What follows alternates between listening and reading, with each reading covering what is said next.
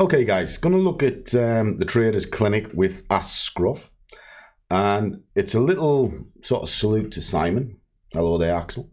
And it's quite an interesting question, and it's a question that can simplify your trading very simply. Let me quickly show you. Hi Scruff, just a quick one on fixed stops using the Donchian channel. Do you use it on the anchor or the trigger?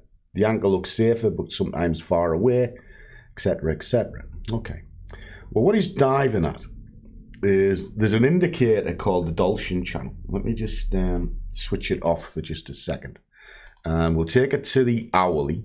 Now the hourly is your anchor chart. You use the Donchian in kind of two ways.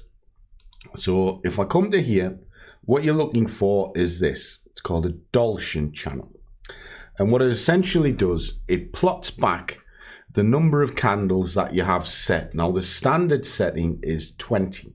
Okay, so this will look 20 candles back, and it will tell you the high, the low, and the middle point. Okay, now the way you use it for a stop is very simple. Okay, on an anchor chart you just use standard settings.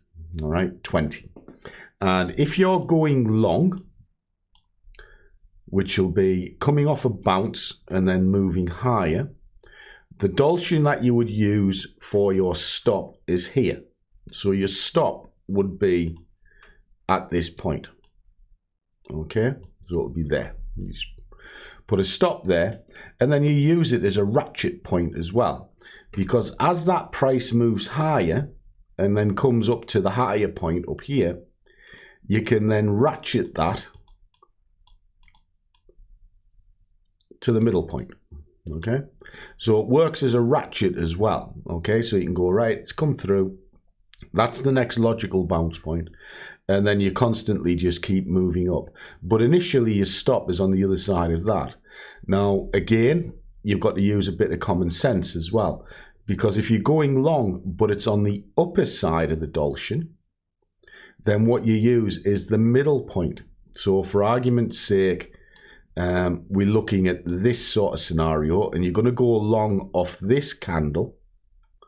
Well, then your stop is under the middle. So what they're doing is they're defining where you can put your stop logically based on the last 50 candles back, last 20 candles back rather, because that's essentially a good full day of 3 sessions. And it'll be the high and the low, and it'll just naturally work things out for you.